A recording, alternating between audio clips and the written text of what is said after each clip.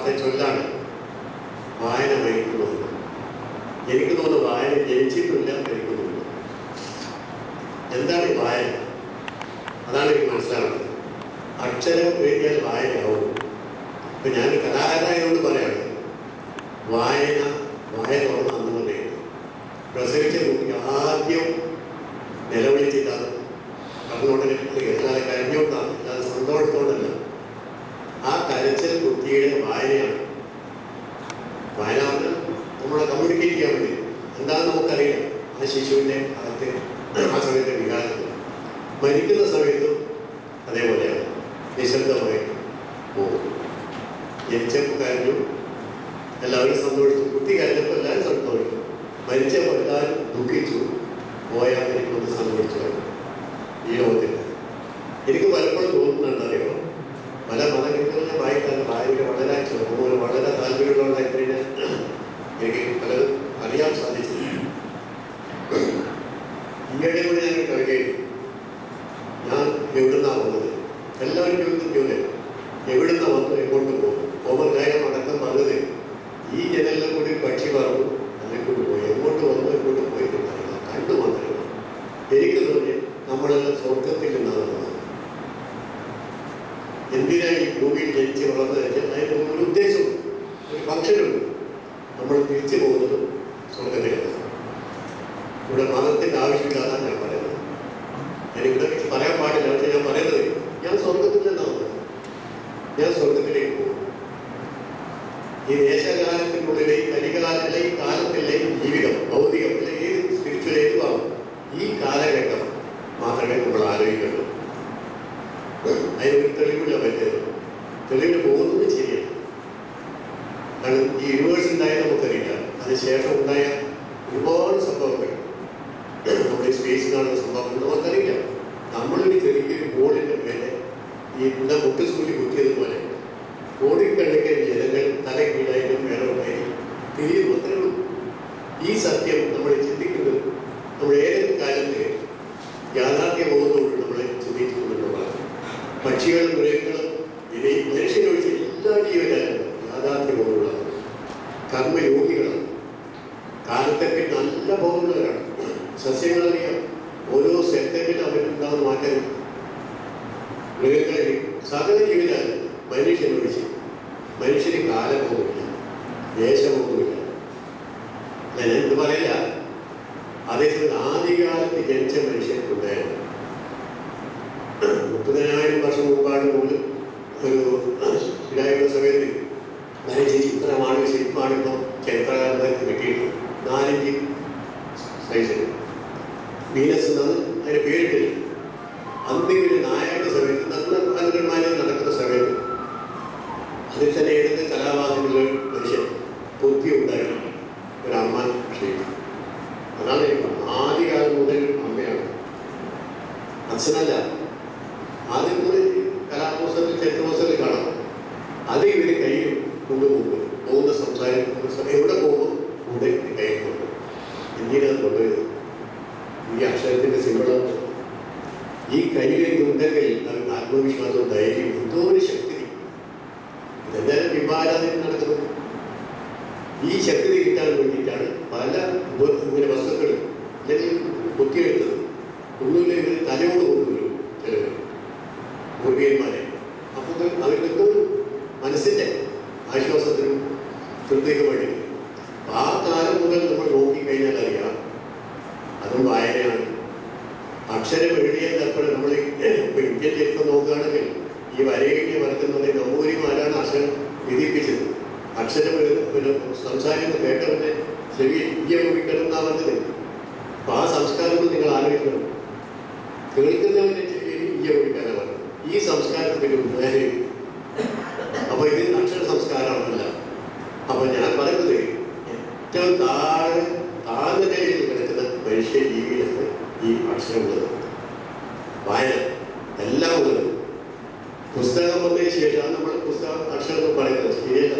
ഇപ്പോൾ ഈജിപ്ഷ്യൻ സംസ്കാരം നമുക്ക് അറിയാം. അക്ഷരം കണ്ടുപിടിച്ചത് അവരാണ്. ചിത്രാക്ഷരം, ചിത്രലിപി. അങ്ങനെ ചിത്രകാരൻ ചിത്രം വരച്ചിട്ട് അത് കാണിക്കും. ഒരു മരുന്നിനെ കാണുന്നെങ്കിൽ മരുന്നിൻ്റെ രൂപം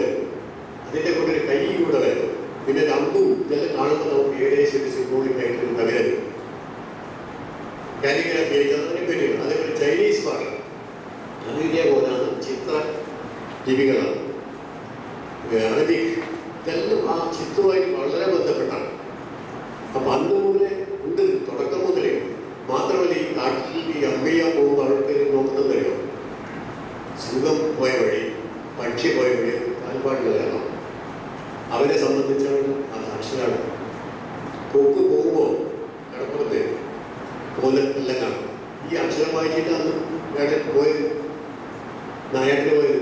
അങ്ങനെ എല്ലാം നോക്കും, ഏത് രേഖകൾ നോക്കിയാലും അടയാളം നോക്കിയാലും അക്ഷരമാണ്. ആ അക്ഷരമാണ് നമ്മൾ ലിപിയായിട്ട് ഇപ്പോൾ കൊണ്ടുവന്നിട്ട് ഗ്രീക്ക് ലിപി, ഇറ്റാലിയൻ, മറ്റേ ലാറ്റിൻ എന്നൊക്കെ അതിൽപ്പെട്ടാണ് നമ്മുടെ സംസ്കൃതമൊക്കെ. പക്ഷെ ഏറ്റവും വലിയ അത്ഭുതം എനിക്ക് തോന്നുന്നത് ലോകത്തിൽ എവിടെ പോയാലും നമ്മൾ അതിൻ്റെ കമ്മ്യൂണിക്കേഷൻ ഇല്ലാത്തൊരു കാലമാണ്. എല്ലാവർക്കും അക്ഷരവും. ഇപ്പോൾ അക്ഷരങ്ങൾക്ക് ഭാഷ കൊങ്കണി ഭാഷ അവരുണ്ടാക്കുന്നുണ്ടെന്ന് പറയാം. ബാക്കിയെല്ലാം ബാമൊഴി സംസ്കാരമാണ്. അപ്പോൾ അക്ഷരം ഉണ്ടാക്കിയ ശേഷമാണ് എനിക്ക് തോന്നുന്നത് ഈ മനുഷ്യ വംശത്തിൽ എന്തായിട്ട് വന്നത്, ഏതായിട്ടില്ല. സത്യമായിട്ട് അക്ഷരം പഠിച്ചവർക്ക് ഭയങ്കരമാണ്, പഠിക്കാത്തവർക്ക് താഴെ കീഴിൽ. IAS കാരനെ ഭയങ്കരമാണ്, സർവജ്ഞനാണ്. ശങ്കരാചാര്യൻ്റെ സർവജ്ഞൻ പീഠത്തിൽ നമ്മൾ IAS കാരുണ്ട്, ബാക്കിയെല്ലാം ഉയർന്നതാണ്. ഈ ഒരു സംസ്കാരം ഉണ്ടാക്കിയതല്ല ഈ അക്ഷരം. വായന ഉണ്ടാക്കി, വായന നമ്മുടെ സംസ്കാരം അന്തർഗതമാകുന്നത് ഞാൻ അതിനെതിരാണ്. ഞാൻ ഇത് ശരിയായിട്ടുള്ള വായന എന്തായാലും. ഇംഗ്ലീഷ് പഠിച്ചു കഴിഞ്ഞാൽ നമുക്ക് ഭയങ്കരമാണ്. അതേസമയം ഫ്രഞ്ച് സംസാരിച്ചാൽ ഒന്നിനു കൊള്ളാതെ. ഇംഗ്ലീഷിനൊക്കെ ഫ്രഞ്ച് ഒന്നര ഭാഷയാണ്, ഭൗതിക സാഹിത്യവും സംസ്കാരമൊക്കെ ഉണ്ടായിരുന്നു. എന്തായാലും ഫ്രഞ്ച് വേണ്ട. അപ്പം ഇങ്ങനെയുള്ള കോംപ്ലക്സ് അപ്പം അതായത്. അപ്പം ഈ അക്ഷരം നമുക്ക് എന്ത് നേടുന്നത് സംസ്കാര സമ്പന്നന്മാരാക്കിയിട്ടില്ല. കേരളത്തിൻ്റെ ഇന്നത്തെ ഏറ്റവും വലിയ ശാപം എൻ്റെ നിരീക്ഷണത്തിൽ അക്ഷരം സാക്ഷരതയാണ് കേരളം എത്രയധികം അത് പരിഗണിച്ചത്. എനിക്ക് നിങ്ങളുടെ ഇഷ്ടമല്ല പറയുന്നത്, നാട്ടിൽ പുറത്ത് നിങ്ങൾ പോയി നോക്കണം. അക്ഷരതീനെ ഒന്നും അറിയാം, പത്രം വായിക്കണം. ഇത്തിരി സംസ്കാര സമ്പന്നന്മാരെ നമുക്ക് വേറെ ഇവിടെ കാണാൻ പറ്റും. മര്യാദയുടെ കാര്യത്തിൽ, സ്നേഹത്തിൻ്റെ കാര്യം, ഒക്കെ വൈകി പോയാൽ പറയും, ഈ വലിയ പോകേണ്ട രണ്ടാമത്തെ ഭക്ഷണം കഴിച്ച് ഇവിടെ കൂടി നാളെ രാവിലെ പോയാൽ മതി. ഇതൊരു അക്ഷരം പഠിച്ച് IAS കാരത്തിൽ ഒരു ബ്യൂറോക്രാറ്റിൽ നിന്ന് കിട്ടുമാണ്, ഒരു പ്രാസംഗികത്തിൽ കിട്ടുമോ? കിട്ടില്ല. അപ്പോൾ ഈ സംസ്കാരം അക്ഷരമെല്ലാം ഉണ്ടാക്കിയത് മനുഷ്യ സംസ്കാരം. ഈ അക്ഷരം ഈ പറഞ്ഞ വിഭാഗീയതയുണ്ടാക്കി, അത് സംശയം. അതെല്ലാ രാജ്യത്തും, ഏത് രാജ്യത്തും പോയി ഈ രണ്ട് ഇങ്ങോട്ട്. പക്ഷേ ഈ കമ്പ്യൂട്ടർ വന്നതോടെ കൂട്ടിയിട്ടാണ് ഒരു ഗുണമെന്നറിയാം. ഇത് കുറച്ച് മായ്ച്ചു കളയുന്നു. എനിക്ക് ഈ സത്യം പറയാൻ കമ്പ്യൂട്ടർ ഉപയോഗിക്കാനില്ല, ഫോൺ പോലും ഉപയോഗിക്കാനില്ല. ഭാര്യ കുട്ടികളോട് വിളിച്ചു തരികയും അതേസമയത്ത് എനിക്ക് കമ്പ്യൂട്ടറിൽ നിന്ന് അറിയാൻ കൊച്ചു കുട്ടികളുടെ പോലെ കൊണ്ട് സഹായിക്കണം. അപ്പം ഞാൻ സാക്ഷരത ഇല്ല, നിരക്ഷരാണ് ഞാൻ. ഇന്നത്തെ പുതിയ യുഗത്തിലെ ഭാഷയെ വ്യവഹരിക്കാൻ ഒന്നുമില്ല. അപ്പം അതേ ഞാൻ പറയുന്നത് എന്താ, ഇങ്ങനെ പോയി കഴിഞ്ഞാൽ നമ്മൾ ഉദ്ദേശിക്കില്ല. പക്ഷെ ഭാഷ കൊണ്ട് കണ്ണില്ലാത്തവൻ അന്തരാണ് വന്നത്. അത് ദൃശ്യ ഭാഷ അങ്ങനെ വായിക്കാൻ പറ്റുന്നതാണ്. ചെവിയില്ലാത്തവരെ ശ്രാവ്യ ഭാഷ കേൾക്കാൻ പറ്റുന്നില്ല. അങ്ങനെ ഈ പഞ്ചേന്ദ്രിയങ്ങളാണ് ഭാഷ. ഞാൻ കവിത എഴുതിയും, കാരണം നമുക്ക് ഇന്ദ്രിയം ഒന്നേ ഉള്ളൂ. ഞാൻ അച്ഛനോട് പറയാറ്, പഞ്ചേന്ദ്രിയം ഇല്ല നമുക്ക്. ഞാൻ കവിത 2-3 വർഷം മുമ്പ് എഴുതിയാണ്. ഒരുപാട് ആൾക്കാർ വിളിച്ച് വളരെ അഭിനന്ദിച്ച കാര്യം, നമുക്ക് ഒറ്റ ഇന്ദ്രിയം. ആരും പറഞ്ഞാൽ പഞ്ചേന്ദ്രിയം ഉണ്ടെന്ന് പറയാൻ പറ്റില്ല. ഞാൻ നിങ്ങളോട് ചോദിക്കും, എന്തെന്ന് പറയാൻ തെളിയിക്കാൻ പറ്റും? പറയൂ, ഇത് പറയുന്നു. പഞ്ചേന്ദ്രിയുടെ ആകെ ഒറ്റ ഇന്ദ്രിയം എന്തറിയോ? സ്പർശേന്ദ്രിയം. സ്പർശേന്ദ്രിയം മാത്രമേ ഉള്ളൂ. ബോധം എന്ന് പറഞ്ഞാൽ സ്പർശേന്ദ്രിയത്തിൻ്റെ ഒരു ഭാഗമാണ്. അബോധം ബോധം.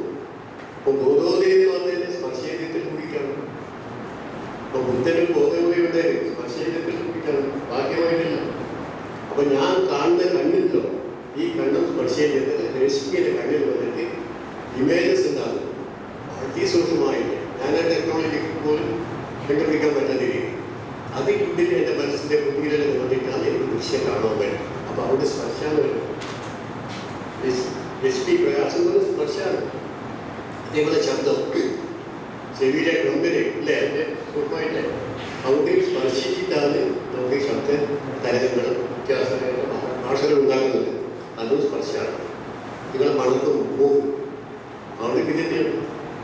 മൂക്കിൻ്റെ മണത്തിൻ്റെ ആ തലത്തിൽ പോകുമ്പോൾ സ്പർശിച്ചിട്ടാണ് നമ്മൾ മണക്കുന്നത്. അതൊക്കെ ബ്രെയിനിൻ്റെ സംവിധാനമാണ്. അതേപോലെ രുചി, നാക്ക്, അതും സ്പർശമാണ്. എന്താണ് അറിയും. അപ്പോൾ ഈ പഞ്ചേന്ദ്രിയങ്ങൾ അടച്ചാൽ എന്താണ് സ്പർശിച്ചറിയാൻ വേണ്ടി പറ്റും. ഈ 5 ഇന്ദ്രിയങ്ങൾ നിങ്ങൾ കൊത്തിയടച്ചു കഴിഞ്ഞാൽ നിങ്ങൾക്ക് സ്പർശാനുഭവം ഉണ്ടാവില്ല. പിന്നെ എന്തായാലും ഉണ്ടാവും, എനിക്ക് എന്നിൽ തന്നെ ഉണ്ടാകുന്ന അനുഭവം. അവനാണ് ഋഷിമാരും യോഗിമാരും എല്ലാ ദിവ്യന്മാരും പറയുന്നത്. പഞ്ചേന്ദ്രിയങ്ങൾ അടച്ച് നിശബ്ദനായിരിക്കുക. നിങ്ങളെ നാടി വെക്കുന്നവർക്കറിയാം. നിങ്ങൾ ചിന്തിക്കുന്ന ശബ്ദം കൊടുക്കുന്നവർക്കറിയാം. നിങ്ങളുടെ വേവിലേക്കിൻ്റെ ശബ്ദത്തിന് തരംഗ താളം പോലും നിങ്ങൾക്കറിയാൻ പറയാൻ കാരണം പറയാം. നമ്മൾ അകത്താണ് ഇതെല്ലാം കിടക്കുന്നത്. ബാഹ്യം കണ്ടിട്ട് അകത്താണ് പ്രകമ്പനം ഉണ്ടാകുന്നത്. ചെണ്ടവാദ്യം കേട്ടാൽ ഞാൻ അകത്താണ് തുടരുന്നത്. അതേശം ഞാൻ അകത്തോടുന്ന ചെണ്ടവാദ്യം അവിടെ ഉണ്ടാവില്ല. അപ്പൊ ഇൻട്രോവേർട്ടാണ് എക്സ്ട്രോവേർട്ട് രണ്ടാണ് ഉണ്ടാകുന്നത്. അപ്പോൾ നമ്മൾ അകത്താണ് ലൈഫ്, അകത്താണ് ഭാഷ, എല്ലാം അകത്തായി. അതാണ് ഞാൻ വിശ്വസിക്കുന്നത്. അതുകൊണ്ട് എനിക്കെന്തറിയാം, എപ്പോഴും ശില്പം ചെയ്യുമ്പോൾ എനിക്ക് ആരും ഞാൻ ഏകനായിട്ട് ജീവിക്കുന്നത്, ഏകനായിട്ട് ഭാര്യയോട് കഴിക്കണം. ഞാൻ പറയാം, എനിക്ക് എൻ്റെ ജീവിതത്തിൽ ഇത് ബോറടി പറയുന്നത്, നിരാശ പറയുന്നത് സത്യം. എൻ്റെ ജീവിതത്തിൽ നിരാശയില്ല. പറഞ്ഞത് വിശ്വസിക്കുന്നു. എൻ്റെ കൂട്ടുകാർ മനസ്സിലുണ്ട്. ഞാനിപ്പോൾ പോസിറ്റീവ് മൈൻഡിൻ്റെ ആളാണ്. ക്രിസ്തുദേവനെ ഏറ്റവും വലിയ ഭയങ്കര അധികം പറയാൻ പോലില്ല. എൻ്റെ ചെറുപ്പകാലത്തിൻ്റെ പീഡനം ഒരുപാട്. അച്ഛൻ വലിയ പണക്കാരനായിരുന്നു. പക്ഷേ കല പഠിക്കാൻ പറ്റുന്നില്ല. ഒരുപാട് പ്രശ്നങ്ങളുണ്ടായിരുന്നു. ഏകാന്തത, ഏകനായി വീട്ടിൽ തന്നെ. അച്ഛന് 3-4 ഭാര്യമാർ, ഒരുപാട് വീട്ടിൽ വന്നിരുന്നു. എൻ്റെ കലാകാരനെ ഓണപ്പറമ്പിൽ ഒരുപാട് വന്നിട്ടുണ്ട്. അപ്പം ആ സമയത്തൊക്കെ എന്തറിയാം, വീട്ടിൽ ക്രിസ്തുദേവൻ ഒരു ബോർഡുണ്ട്. ഞാൻ അതിൻ്റെ മുമ്പിലാണ്. ഞാൻ ചെറിയ എൻ്റെ കൂട്ടുകാരൻ ക്രിസ്ത്യൻ സ്റ്റുഡൻറ്റിൻ്റെ സുഹൃത്തിൻ്റെ ഞാൻ അയാളുടെ മാല വാങ്ങിയിട്ട് ഏറ്റവും ആശ്വാസം, ഏറ്റവും ആശ്വാസം തന്നു. കാരണം ക്രിസ്തുദേവൻ്റെ പീഡനം അറിയുമ്പോൾ എൻ്റെ ഒന്നുമല്ല, ഒരു സെക്കൻഡിൻ്റെ പീഡനം. അപ്പോൾ ആ ഒരു ആവേശം വരുന്നത്. അപ്പോൾ ഇത് ഇങ്ങനെ വായനയിൽ കിട്ടിയല്ല. അപ്പോൾ ഈ അനുഭവങ്ങൾ ഉണ്ടാക്കണമെങ്കിൽ നമ്മൾ സ്വയം തന്നെ ഞാൻ എന്നെ വായിക്കണം. എനിക്ക് പലപ്പോഴും തോന്നിയിട്ട് എനിക്ക് പറയാനുള്ളത് എത്ര, ഞാൻ എന്നെ വായിച്ചാൽ ഞാൻ ആരാധറിയും. ഞാൻ നിന്നെ വായിച്ചാൽ എനിക്ക് നിന്നെ അറിയില്ല. നിന്നെ അറിയാൻ കഴിയില്ല. ഞാൻ എന്നെ വായിക്കണം. കല അതിന് ഏറ്റവും നല്ല ഉപാധിയില്ല. ഞാൻ എന്നെ വായിക്കണമെങ്കിൽ ഞാൻ കവിത എഴുതണം, പാടണം, ചിത്രം വരയ്ക്കണം. ഞാൻ ചിത്രം മാത്രമേ എൻ്റെ ലോകം ക്ലാസ് ചെയ്യണം. ശില്പം ചെയ്യുമ്പോൾ ഞാൻ ആ ശില്പം മാത്രമേ ഉള്ളൂ, വേറെ ആരുമില്ല. ആ ശില്പത്തിൽ കൂടി ഞാൻ എന്ത് മനസ്സിലാക്കുകയാണ്. ശരിയായിട്ട് പറയുകയാണെങ്കിൽ ഞാനും ആ ശില്പം ആദ്യം ഒരു സംഭവം ശരിയായിട്ട് പറയുന്നത് ഒരു ഇന്നത്തെ സൈബോധനം പോലെ. ആദ്യം നിന്ന് കിട്ടുന്ന രതി, വികാരം, ആനന്ദമാണ് നമ്മുടെ ആളാണ്. അതിൻ്റെ സൃഷ്ടിയാണ് നമ്മുടെ കലാസൃഷ്ടി. എൻ്റെ മനസ്സ് അനുസരിച്ച് കലാസൃഷ്ടിയായിട്ടാണ് നമ്മളറിയുന്നത്. ഞാൻ കൂടെ ചെയ്ത കലാസൃഷ്ടിയുണ്ടോ എൻ്റെ മനസ്സിൻ്റെ പ്രസവമാണ്. 5-6 മാസമായിട്ടുള്ളൂ. 9-10 മാസമാണ് കഴിഞ്ഞിരുന്നത്. പ്രായം കഴിഞ്ഞില്ല. എനിക്ക് പ്രസവിക്കണേ 2-3 മാസം കൂടെ വേണ്ടി വരും. പ്രസവിക്കോട് പറയാണ്, ക്ഷണിച്ചിരിക്കണം. ഇന്ന് തന്നെ അവിടെ പ്രസവിക്കണം എന്ന് പറഞ്ഞാൽ സാധിക്കില്ല. പ്രസവിച്ച് പറഞ്ഞേ എനിക്കിപ്പോൾ കാര്യം ഇന്നത്തെ പ്രസവിക്കണം, എനിക്ക് സാധിക്കില്ല. കേൾക്കുന്ന ഒരാൾ വന്നിട്ട് ഭാര്യയോട് പറയാൻ 6 മാസം 7 മാസം ഞാൻ പോകും. പിന്നെ നാളെ തന്നെ പ്രസവിക്കുന്നത് എന്നെ ശരിക്കും പറയും. അതേപോലെ തന്നെ കഥാശ്രീയുടെ പ്രസവം അതിന് സമയമെടുക്കുമ്പോൾ ഇതൊക്കെ വരുമ്പോഴേ അത് പ്രസവിക്കുള്ളൂ. പക്ഷേ കഴിയുന്നതും എത്രയും എളുപ്പത്തിൽ ഞാൻ അത് കോട്ടയം പൗരാവലിക്ക് സമ്മാനിക്കും. എൻ്റെ ജീവിതത്തിൽ തന്നെ ഏറ്റവും വലിയ കലാസൃഷ്ടിയായി മാറ്റുന്നതിൽ ആവേശമുണ്ട്. കാരണം തന്നെ ഞാൻ വേറെ ഒന്നും പറയില്ല. എനിക്ക് ഇവിടെ ആദ്യം വന്നപ്പോൾ ഒരുപാട് ആൾക്കാർ തെറ്റുകാരാണ് പറഞ്ഞത്. എന്തായാലും കോട്ടയം ആനയിപ്പോ അവിടെ ആരെങ്കിലും പോകും. സത്യം പെരുന്നവരിൽ എല്ലാം അങ്ങനെ കുറേ പറഞ്ഞു. പക്ഷെ ഞാൻ മുമ്പ് വന്നിട്ടുണ്ട്. ഇവിടെ കുറേ ദിവസം താമസിക്കില്ല, എനിക്ക് ബോറടിക്കും. അങ്ങനെ ഞാൻ പറഞ്ഞു സത്യം പറയാം, അന്തരീക്ഷത്തിൽ എന്തോ ഒരു പ്രത്യേക ഒരു ശക്തിയുണ്ട്. ആ സത്യമാണ്. മറ്റെവിടെ പോയാലും ഭയങ്കര നെഗറ്റീവ് എനർജി, ഡിസ്ട്രാക്ഷൻ, ഡിസ്റ്റർബൻസ് എല്ലാം ഉണ്ട്. പക്ഷെ എനിക്ക് സത്യമാണ് വളരെ ഇഷ്ടം. മറ്റ് പിന്നെ വീണ്ടും കുറച്ച് ശബ്ദമുണ്ട് പ്രത്യേകിക്കുമ്പോൾ മറ്റ് മതത്തിൻ്റെ അത് സഹിക്കാനുള്ള കഴിവ് സയനിലാണ്. സത്യം അത് ആവശ്യമാണ്. ഇത്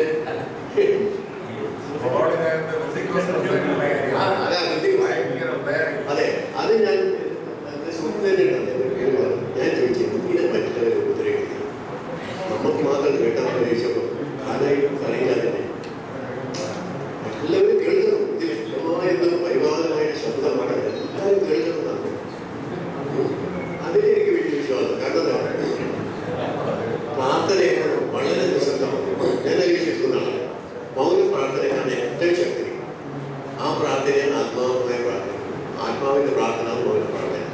പിന്നെ ഇവിടെ എത്തിക്കഴിച്ചപ്പോൾ പിന്നെ ഞാൻ തന്നെ നിരീക്ഷിച്ച് മനസ്സിലാക്കി എന്തായാലും ഒരുപാട് വിഷമങ്ങളിലെ മനസ്സുകളുണ്ട്. അവർക്ക് മരുന്ന് കൊണ്ട് വേറെ ഒന്നും ചികിത്സിക്കാൻ പറ്റില്ല.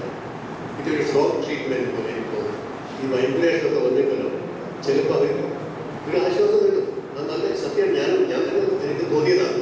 കാരണം ഇതിലും കളമ്പാട്ട് മറ്റെല്ലാം പറഞ്ഞിട്ട് ഈ മന്ത്രവാദി വന്നിട്ട് എല്ലാ ഭക്ഷണവും ഉണ്ടൊക്കെ ഈ ഭയങ്കര ബഹളൊക്കെ കൂടും. അപ്പോഴും അവളുടെ അസുഖമൊക്കെ മാറും. തലയും കടിച്ചിലൊക്കെ മാറണം. അതൊരു ഷോക്ക് ട്രീറ്റ്മെൻറ്റ് തന്നെ. അപ്പം അതിൻ്റെ ഒരു ഫലം ഇതിലുണ്ട്. അവർ നിഷേധിക്കല്ല. എന്നാലും ഞാൻ മനസ്സിലാക്കി ഒരുപാട് ആൾക്കാർക്ക് ആശ്വാസം കിട്ടുന്നുണ്ടെന്ന് പറയും. പക്ഷെ അത് ഞാൻ പറയാൻ അത് വ്യക്തിപരമായ നമ്മുടെ ഇതാണ്. അപ്പം ഞാൻ പറയുന്നത് ഇവിടുത്തെ അന്തരീക്ഷത്തിലൊരു പോസിറ്റീവ് എനർജി. തിരുവനന്തപുരത്തുമാതിരി നെഗറ്റീവ് എനർജി കുറവാണ്. ഞാൻ മോശമായിട്ടാണ്. ഞാൻ തിരുവനന്തപുരം അവിടെ എവിടെ പോയാൽ നമുക്കൊരു നല്ല മതിയാണ്. നമുക്ക് ആ സെക്രട്ടറിയുടെ ശാപം അച്ഛനോന് മുമ്പ് മുഖ്യമന്ത്രിയായത് മാറ്റാൻ വേണ്ടിയാണ്. ഇവിടുത്തെ തൃശ്ശൂരേക്ക് തൃശ്ശൂർക്കാരെ പറഞ്ഞാൽ അയ്യോ ഇങ്ങോട്ട് കൊണ്ടുവരേണ്ടത് ഈ നമുക്ക് ചെയ്യാവുന്ന